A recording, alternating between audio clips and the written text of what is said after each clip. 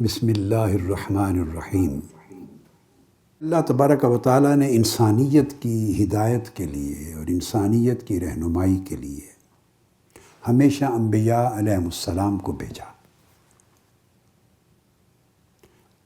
سیدنا آدم علیہ السلام سے لے کر سیدنا عیسیٰ علیہ السلام تک انبیاء کرام اور رسول اعظام اپنے اپنے زمانوں میں اپنی قوموں کی طرف، مختلف علاقوں کی طرف، مختلف قبیلوں کی طرف، روئے زمین کے مختلف خطوں کی طرف آتے رہے۔ اللہ تبارک و تعالیٰ کی فراہم کردہ رہنمائی انہیں پہنچاتے رہے، اللہ کے پیغامات پہنچاتے رہے، اللہ جل مجدہ کی تعلیمات پہنچاتے رہے، احکام، اوامر، نواہی سب کچھ پہنچاتے رہے۔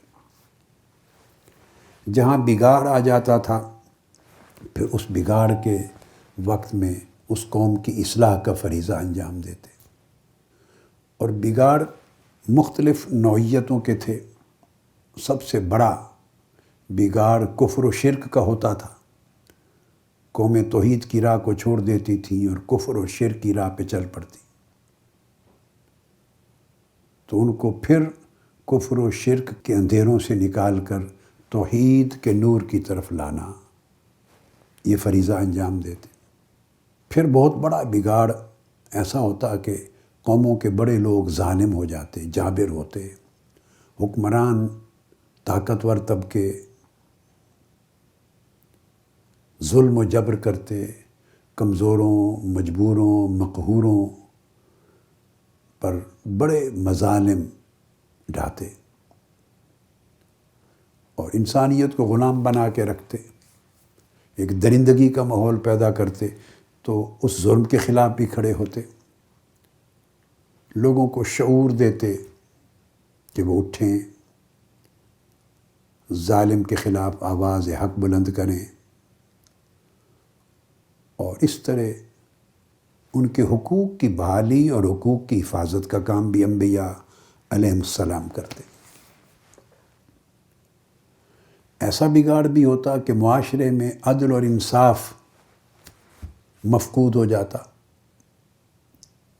قدروں کا توازن وہ معاشرہ کھو دیتا، تو عدل اور انصاف کو بحال کرنے کے لیے بھی اسٹرگل کرتے انبیاء علیہم السلام، اور نیکی کی قدروں کو بھی دوبارہ بحال کرتے، ان کو تقویت دیتے، اور انسانیت کو عزت فراہم کرنے کی بھی اسٹرگل کرتے۔ ایسے بگاڑ بھی ہوتے کہ معاشرے کے اندر سماجی، معاشی، اقتصادی، اخلاقی طور پہ برائیاں آ جاتی تھیں۔ کاروبار میں، سماج میں، معاشرے میں، باہمی برتاؤ میں، اخلاق میں، کردار میں طرح طرح کی قباحتیں، برائیاں، اور ان میں نجس اور بڑے رجس کے یعنی پلید معاملات تک بھی لوگ چلے جاتے، کم تولنا، دھوکہ دہی کرنا، اس طرح کے اخلاقی خرابیاں بھی آتی، تو اس کے خلاف بھی انبیاء علیہم السلام اسٹرگل کرتے، قوم کی اصلاح کرتے۔ پھر غلط رسم و رواج پیدا ہو جاتے تھے معاشرے میں، غلط مراسم، ان مراسم کے نام پر استحصال بھی ہوتا، لوگ گمراہ بھی ہوتے، اور ایک نیا دھندا، نیا کاروبار انسانیت کے لیے پریشان کن اور معاشروں کو اخلاقی قدروں سے محروم کرنے کا دھندا وہ بھی جاری ہو جاتا۔ طاقتور لوگ، مؤثر لوگ ان کے پیچھے ہوتے تھے، ان کی بھی اصلاح کرتے، اور یہ سارا کام صرف دنیا دار طبقات نہیں کرتے تھے، کئی مرتبہ مذہب کے نام پر بھی یہ خرابیاں جنم لیتی، مذہب کے اجارہ دار بن جاتے تھے لوگ، تو مذہبی اجارہ داری کے نام پر بھی انتہا پسندی کرتے، دہشت گردی کرتے، قوانین خود گھڑتے، اپنی خواہشات کے مطابق تحریف کرتے، اپنے دین میں، انبیاء کی دی ہوئی کتابوں میں، ان کی تعلیمات میں خود ساختہ چیزوں کو ایڈ کرتے، لوگوں کو پھر راہ ہدایت سے اور راہ اعتدال سے ہٹا دیتے. تو مذہبی طبقات بھی ہوتے، کاروباری طبقات بھی ہوتے تھے، سماجی معاشرتی طبقات بھی ہوتے تھے، سیاسی حکمران عامر جابر وہ بھی ہوتے. یعنی جس کے پاس جس طرح کی کوئی قوت ہوتی دوسروں پر اثر انداز ہونے کی، وہ اس قوت کو، اس انفلوئنس کو بروئے کار لا کر معاشرے میں خرابیاں پیدا کرتے اور گمراہ کرتے لوگوں کو، اپنے مفادات نکالتے. بہت سے لوگ اپنے مفادات کے لیے یہ چیزیں وضع کرتے تھے. ان تمام چیزوں کا تذکرہ قرآن مجید میں مختلف انبیاء علیہ السلام اور ان کی قوموں کے حوالے سے آیا ہے. یہ میں نے ایک خلاصہ بیان کر دیا، اب یوں سمجھ لیں.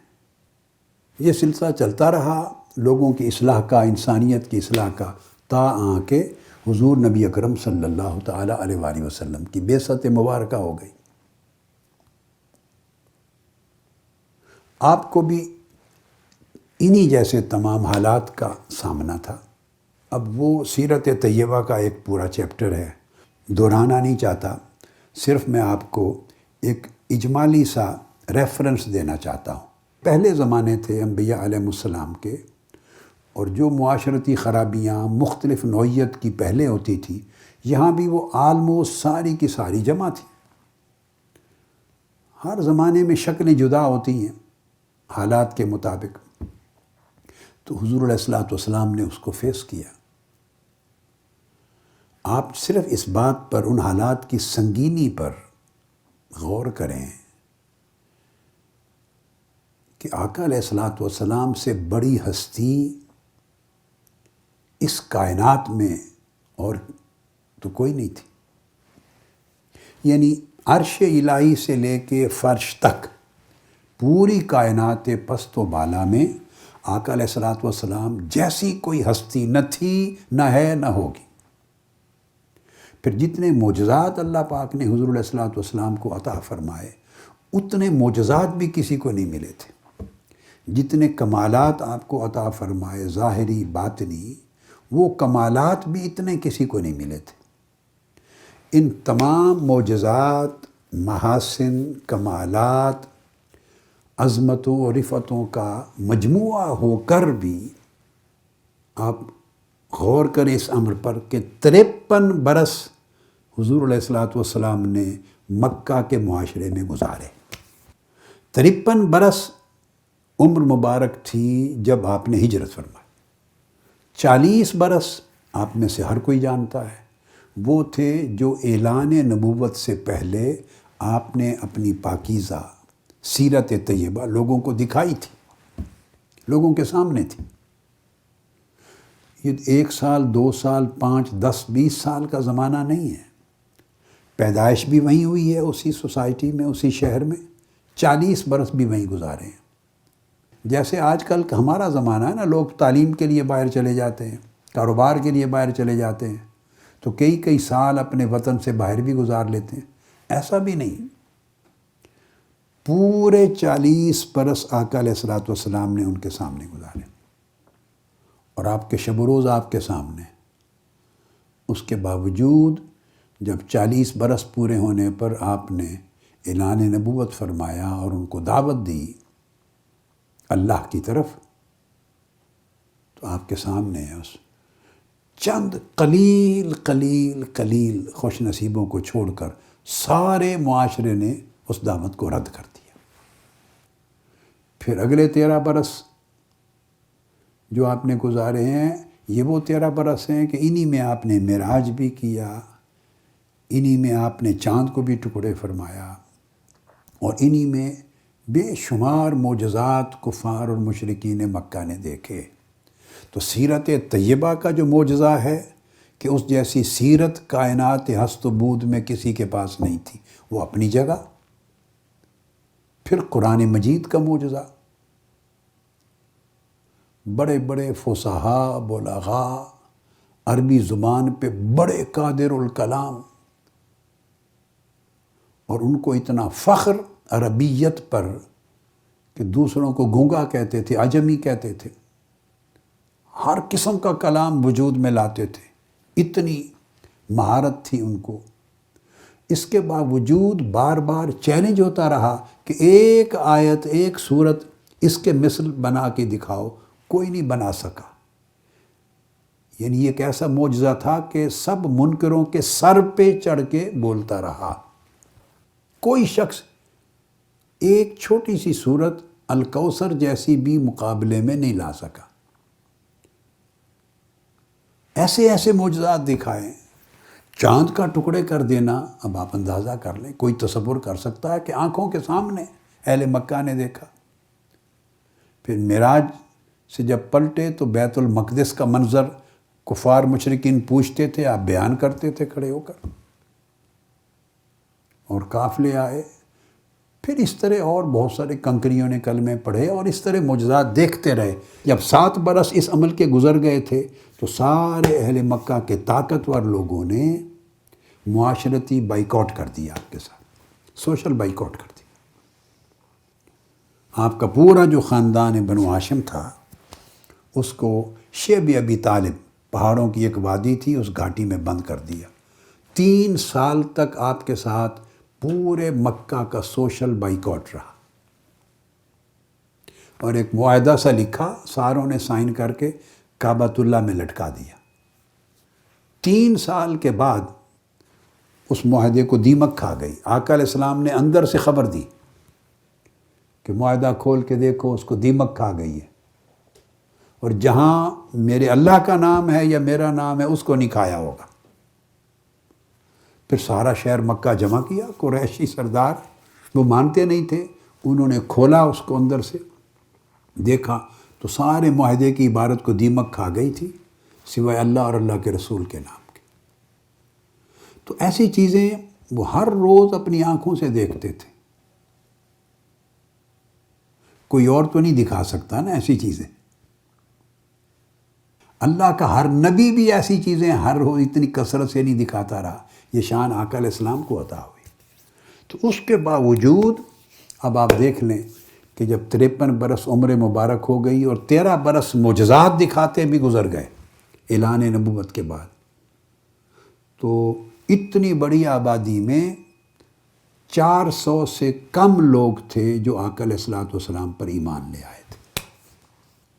یہ جو میں نے اب تک جتنی گفتگو کی، میں ایک خاص نقطے پر فوکس کرنا چاہتا ہوں، اور آپ کی توجہ ایک خاص نقطے پر چاہتا ہوں کہ مرکوز ہو۔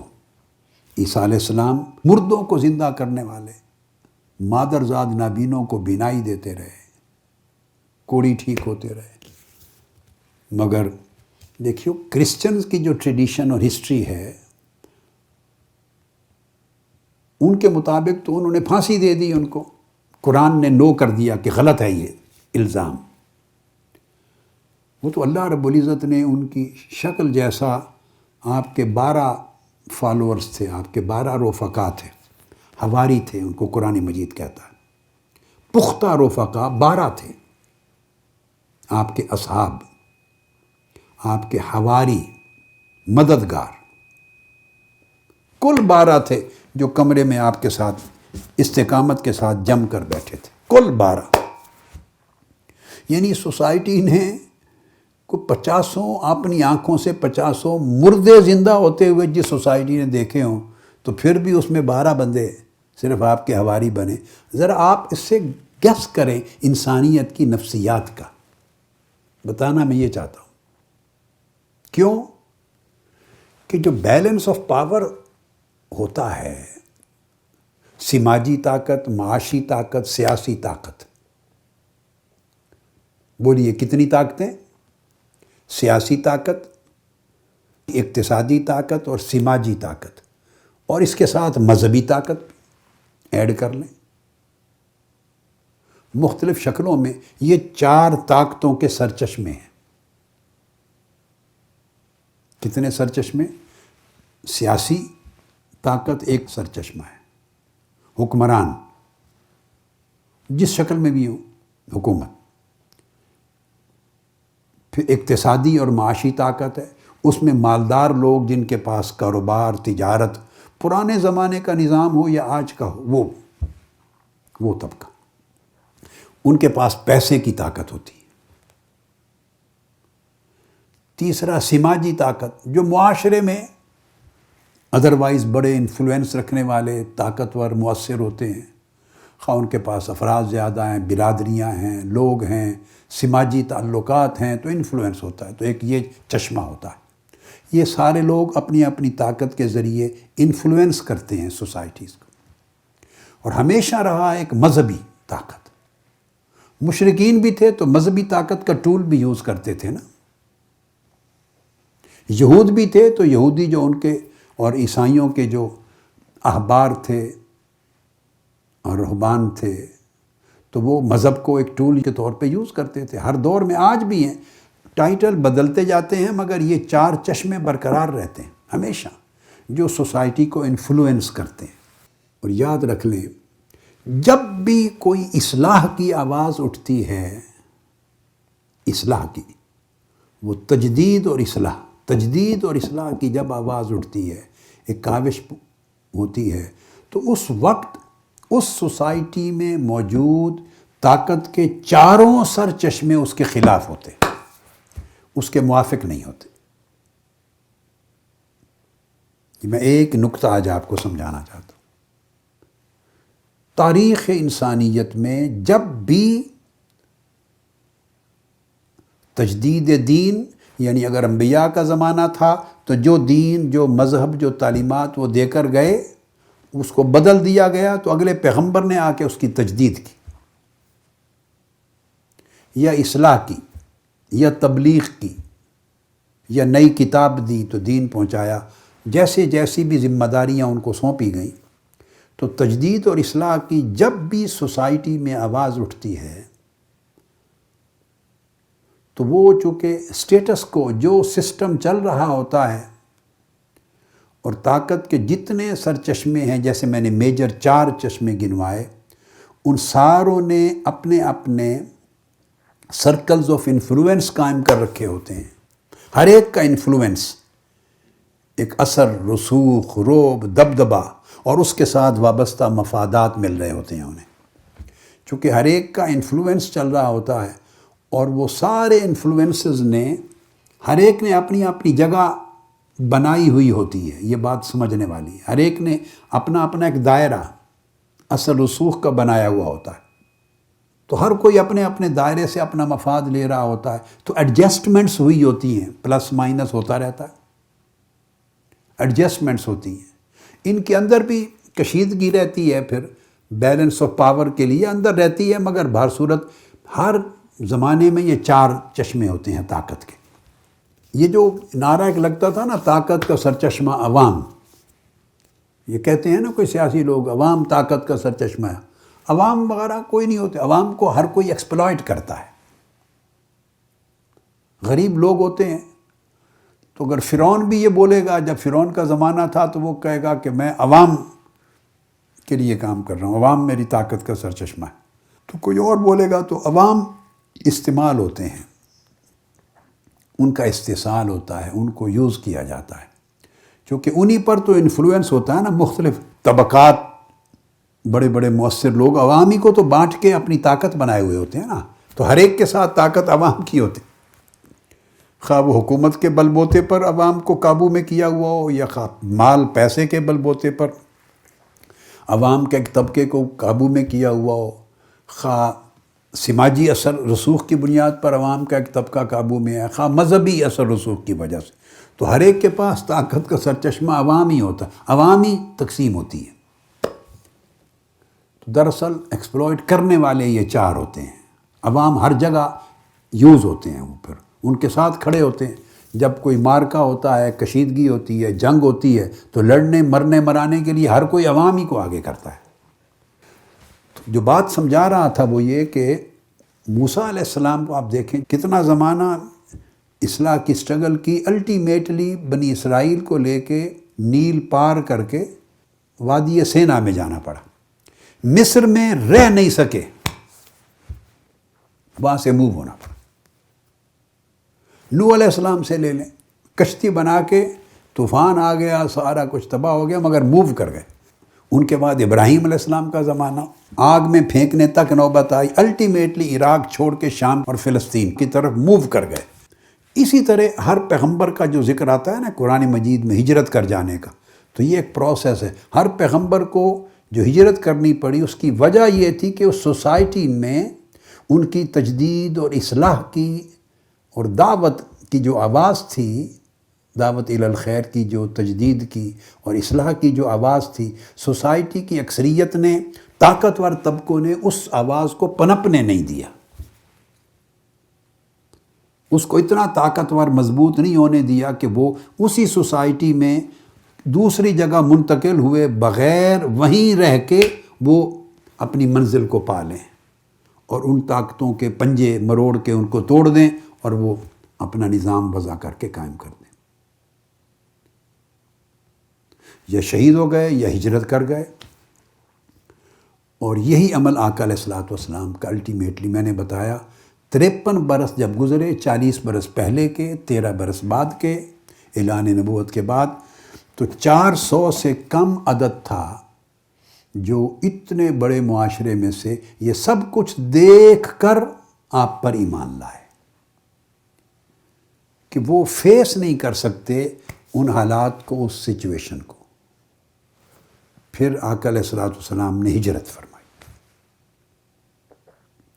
اور پھر آپ نے دیکھا کہ پھر ہجرت فرمائی تو اللہ رب العزت نے چونکہ اس دین کو ابد الآباد تک قائم فرمانا تھا اور اس کو ایک کیپٹل دینا تھا، اس کو سیاسی قوت بھی عطا کرنی تھی، تو پھر انتظام فرمایا کہ آپ اس مدینہ کی اسٹیٹ کے ہیڈ آف دا اسٹیٹ بن گئے، سربراہ بن گئے۔ وہ معاہدہ ہوا، میثاق مدینہ کہتے ہیں اس کو، یہود کا اور مسلمانوں کے درمیان ایک معاہدہ ہوا اور قبائل کا، تو میثاق مدینہ کے نتیجے میں بنے۔ پھر جنگیں ہوئیں، پھر 10 سال جنگیں لڑی، حملے ہوئے، الٹیمیٹلی پھر مکہ فتح ہوا۔ پھر جب طاقت کا بیلنس آ گیا پھر قبائل اور ملتے چلے گئے۔